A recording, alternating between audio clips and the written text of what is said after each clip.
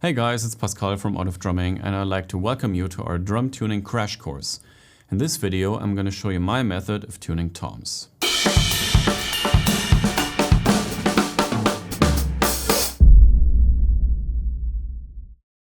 This video is the third of our three-part video series on drum tuning. If you haven't seen the first two videos focusing on snare and bass drum, please check those out as well because a lot of the same principles will apply to the toms as well. You can follow along with what I'm about to do step by step. Just like we did in the first two videos in this series, I suggest we take a moment and listen to a few different tom sounds from famous songs we recreated here at ArtOfDrumming. This will give you an overview of how different toms can sound.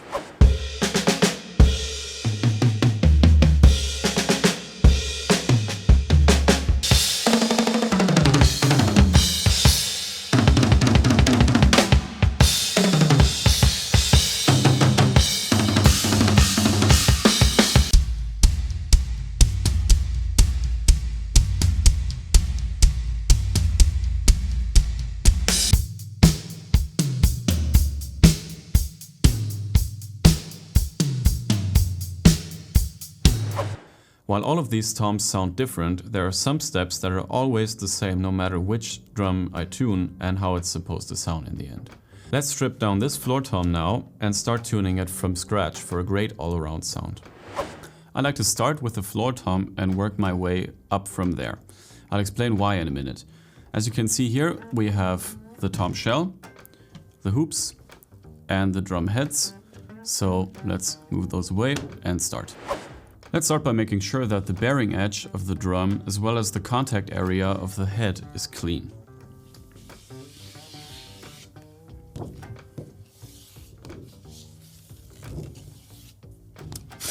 I suggest starting with the batter head and laying it flat onto the drum. Make sure it isn't off in any direction. Now let's add the hoop.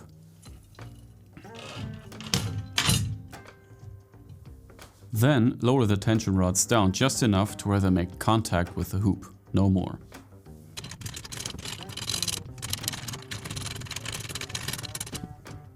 Now that all tension rods are making contact with the hoop, we can start adding tension to the head. For that, I highly prefer a drum key with a little rubber grip on top, like this one from Remo. For tuning itself, I'm going to use the star pattern I explained in the snare drum video and go around the drum twice. First, I only turn the rods a little bit, maybe half a turn. Then I turn them until my fingers slip on the rubber of the drum key. And this makes sure that I'm applying the same amount of force to every tension rod.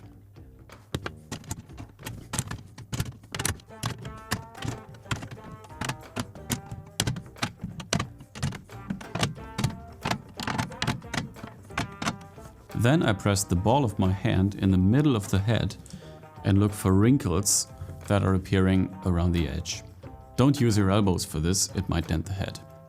And now tune up the rods closest to the wrinkles until they are gone.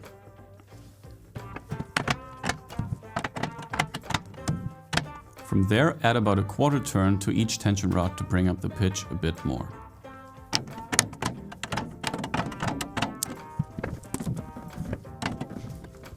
Now, tap next to each tension rod and bring up the pitches of the lower ones until all of the pitches match across the head.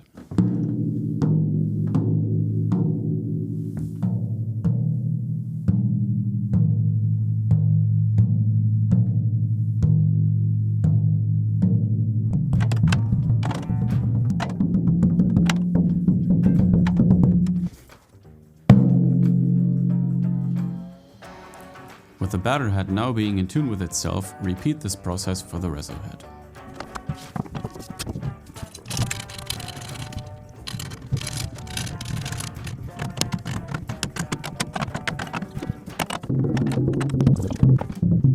Different intervals between the heads influence the overall character of the tom.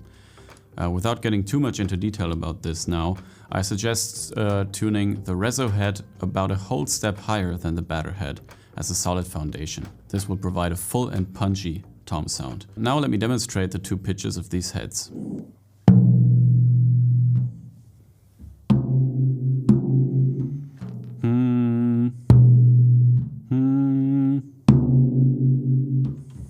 With that being done, here's how the drum sounds.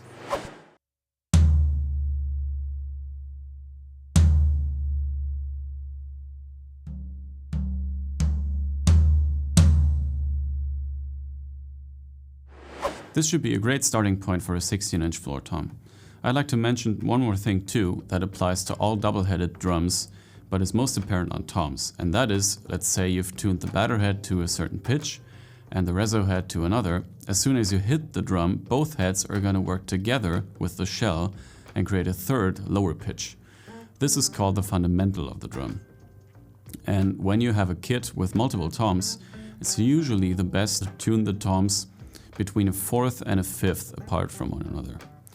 And that is why I find it easiest to start with the floor tom and work my way up from there. Because once you have tuned that nice and low, you can tune the neighboring tom a fourth or fifth higher, and then the next one, and see if you like it. This will ensure that you will not end up with toms that are tuned way apart from one another, but that make a coherent sound when they're played together. So I'm now going to do that to this kit and then show you the result.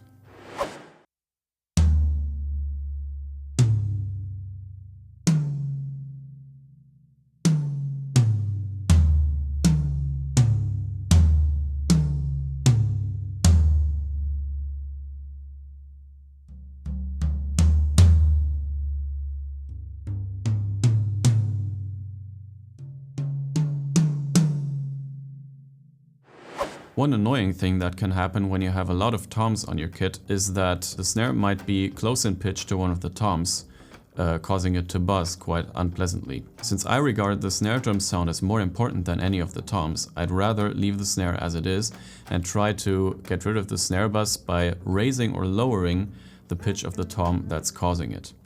This may take some trial and error, but will eventually remove the snare buzz and round off your kit sound nicely. Now let's hear some of these toms.